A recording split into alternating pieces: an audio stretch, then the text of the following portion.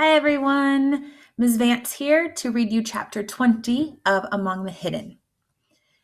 Luke feared he'd have to wait months between visits to Jen once the snow started, but the weather proved kind that winter. Most days were dry and clear.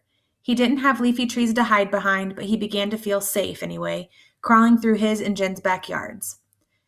By mid-January, he could make the entire journey without his heart beating abnormally at all. The odds against someone watching from one of the other barren houses seemed too astronomical to worry about. His only concern was Dad. Dad usually hung around the house a lot during the winter. Without the hogs to tend to, he could easily have been there even more than usual, preventing Luke from ever sneaking out.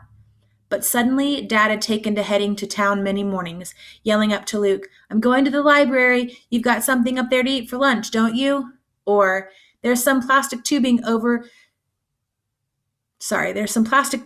to Slighton I want to check out. Tell the boys when they get in from school, there's some plastic tubing over to Slighton. It's a hydroponics notion.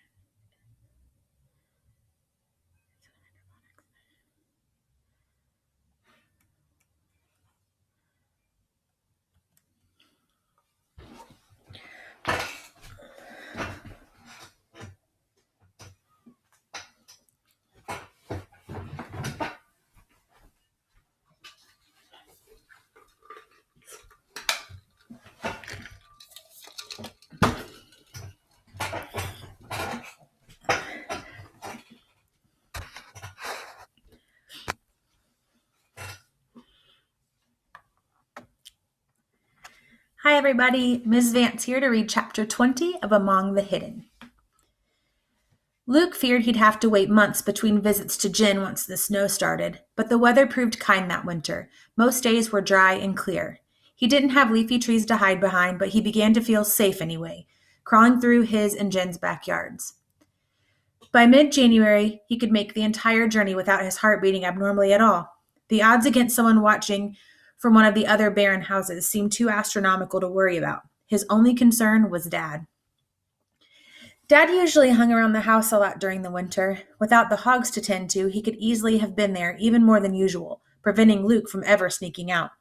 But suddenly, Dad had taken to heading to town many mornings, yelling up to Luke, "I'm going to the library. You've got something up there to eat for lunch, don't you?" Or, "There's some plastic tubing over to Slighton I want to check out. Tell the boys when they get in from school, you hear?"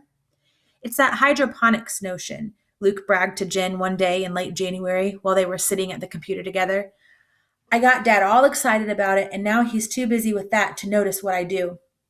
"What's hydroponics?" Jen asked. "It was in one of your books. You know, growing plants indoors without soil, just using water and special minerals." "Oh," Jen said. "Does he think the government would actually let him do that?" "I guess so," Luke said. "Why wouldn't they?" Jen shrugged. "Why does the government do anything?" Luke didn't have an answer to that. Jen turned back to the computer chat room where everyone was debating fake IDs. "Carlos. Mom says they won't buy me one until I'm 18 because she thinks the government wouldn't challenge an adult as much. And maybe they'll be cheaper then. Pat. Maybe Sean and I will get ours by the time we're 90. Dad and Mom have been saving for them as long as we can remember. Yolanda. My dad says he's waiting to find one that's foolproof. He says there are too many bad ones out there." Jen began typing furiously. "Who needs a fake ID? Carlos, they'll probably get one for you that says John Smith, and you'll have to spend the rest of your life trying to pass for an Anglo. My parents have been begging me to get a fake ID for years, but I won't until I can have one that says Jen Talbot and is really mine. Have you all forgotten the rally? We're all going to get real IDs that say who we really are. We aren't fakes. We shouldn't have to hide." She jabbed the enter button so hard the computer shook. "But Jen," Luke said timidly, "I thought you used a fake ID to go shopping with your mom. It said you were her niece." Jen turned her fierce gaze to Luke. "No, that was just a shopping pass," she said. "I don't like using that either, but I figured I can't fight my parents about everything." "What they're talking about," she pointed at the computer screen, "is taking on a fake identity permanently. Most shadow kids do that eventually.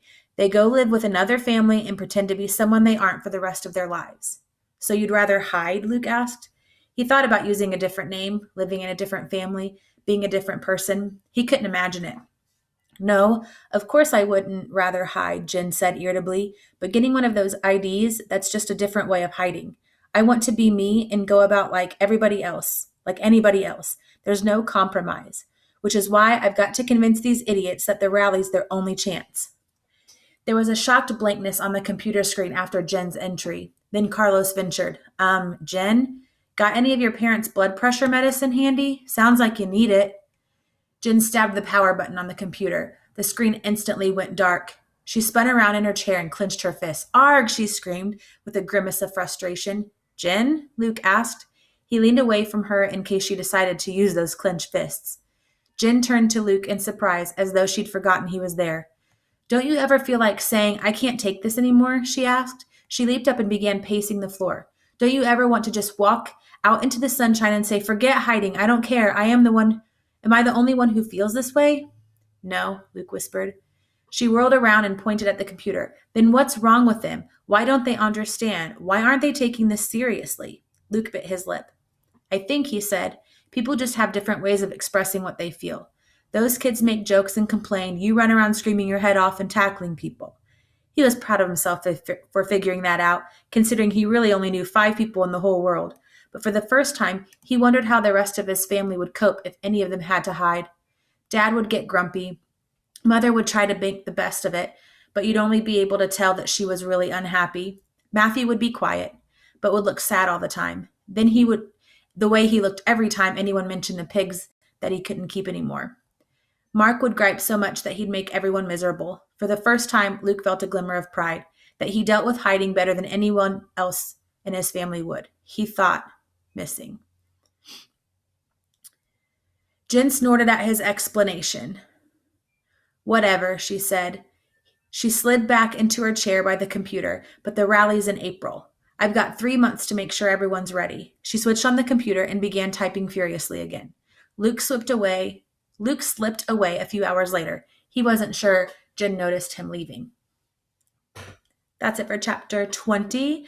I will say, if you look up here at the screen, the version I'm reading from says he thought, and then it says missing. I actually think that just means this file has a missing part. So that line might not match your book if you are reading along.